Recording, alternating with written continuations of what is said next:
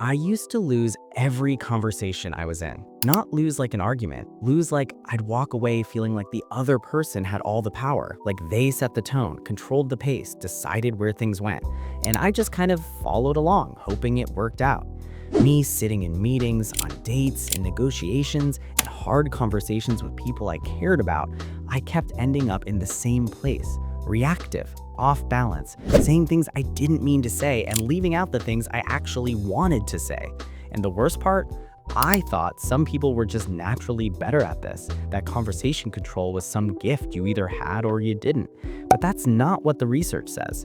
What psychology actually shows is that every conversation has a structure, a hidden architecture, and the people who seem to effortlessly command every room they walk into, they're not doing it by accident. They're using specific, learnable principles that most people have never been taught. So today, I'm breaking down 5 of them. These are not manipulation tactics. These are psychological principles that make you clearer, calmer, and significantly more powerful in any conversation you're in. Let's get into it. Trick 1. Set the frame before the conversation starts. Here's something I learned that changed everything. Whoever sets the frame of a conversation controls it, full stop. Me walking into difficult conversations used to mean walking in cold, no setup, no tone, just hoping the other person was in a good mood and things would go smoothly. And they almost never did because I let them set the frame every single time. Here's what framing actually means. It's the emotional and contextual lens through which a conversation is understood. If someone walks into a meeting and says, "I just want to be transparent about something," they've already set a tone of honesty and openness. If someone says, "We need to talk," they've set a tone of tension and defense. Same information, completely different frame, completely different conversation. Psychologists call this frame control, and it is one of the most powerful tools in human communication. The brain is extraordinarily susceptible to the frame established at the start of an interaction. Once that frame is set, everything that follows gets filtered through it. So I started doing this. Before any conversation that mattered, I'd set the frame deliberately. I want to talk because I actually respect this relationship. I'm bringing this up because I think we can solve it. I want to hear your side first.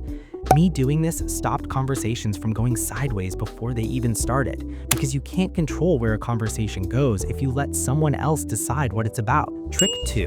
The anchor and adjust. I used to walk into negotiations and just respond to whatever number or idea the other person threw out first. Salary talks, project scopes, even where to go for dinner with a group of friends.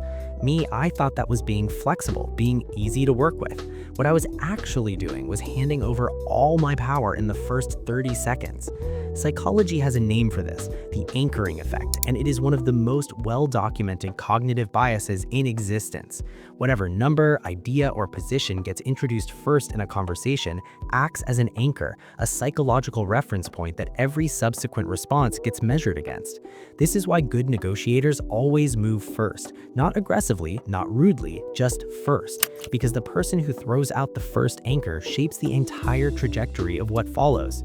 Here's how I use this now. In any conversation where stakes are involved, I don't wait to react. I introduce my position early and clearly, not as a demand, as a natural starting point. And what I've found is that the other person's response, even when they push back, almost always lands closer to my anchor than it would have if I'd gone second. 3 words changed how I approach every high-stakes conversation. Go first, always. Trick 3. Strategic silence. I cannot tell you how many conversations I weakened by talking too much. Me filling every pause, rushing to explain myself, over-justifying, adding sentences that didn't need to exist, all because silence felt uncomfortable and I thought more words meant more persuasiveness. It's the opposite. Here's the psychology. When you speak and then go quiet, the other person's brain experiences a pull to fill that silence. It's almost involuntary. And what they say in that moment, unscripted, unrehearsed, reaching for something to fill the gap, is almost always more honest and more revealing than anything they would have said if you'd kept talking. Therapists use this constantly. Skilled negotiators use this. Detectives use this. The silence isn't empty, it's pressure. Quiet, controlled, invisible pressure that makes the other person do the work for you. So I started practicing this. Make a point, stop talking, hold the silence, let it sit. What happens next almost always moves the conversation exactly where I needed it to go, because the person who can sit comfortably in silence while the other person scrambles to fill it, that person has all the control. Trick 4. Ask, don't tell. Here's one of the biggest mistakes I made for years in conversations where I wanted to change someone's mind. I'd argue, I'd present evidence, I'd lay out my case as clearly and logically as I could, and I'd watch the other person dig deeper into their own position and response. Not because my logic was wrong, because of something called psychological reactance. When people feel like they're being told what to think, their brain automatically resists. It's a defense mechanism. The more you push, the harder they push back. Directly changing someone's mind is often the least effective way to change their mind. But questions bypass that defense entirely. Psychologists call this the Socratic method, and what it does is guide someone to a conclusion through questions rather than statements. Instead of "you're wrong about this," what would change your mind about that? Instead of "you should do it this way," what do you think would happen if we tried it this way? Me switching from statements to questions in difficult conversations was like switching from pushing a door to pulling it. Same destination, completely different resistance. Trick 5. Control the close. Most people put everything in the middle of a conversation and completely forget about the end. Me, I used to let conversations just sort of trail off, fade out, end without any real landing. And I noticed that no matter how well things had gone, a weak ending left the other person with a vague, unresolved feeling, like something was left open, like nothing was really decided. Here's the psychology behind this. It's called the peak end rule. Psychologists have found that people don't remember an experience based on the average of how it went. They remember it based on two moments, the peak emotional moment and how it ended. The ending carries disproportionate weight in how the entire interaction is remembered and felt. So I started being deliberate about how I close. I summarize the key point or decision clearly. I name a next step, even a small one, and I end with something warm and intentional, not scripted, just purposeful.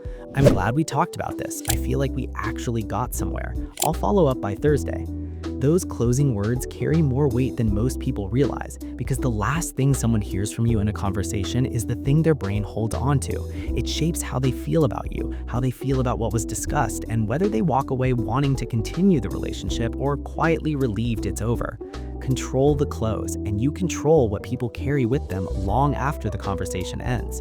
Final truth. Here's what all 5 of these tricks have in common. None of them are about being louder or more aggressive or more dominant in the way most people picture when they hear the word control. They're about being more intentional, more present, more aware of the invisible forces already shaping every conversation you're in. Because here's the final truth. You are always either controlling a conversation or being controlled by one. There is no neutral. The only question is whether you're doing it on purpose. Subscribe, because there is a lot more of this coming and you don't want to miss it.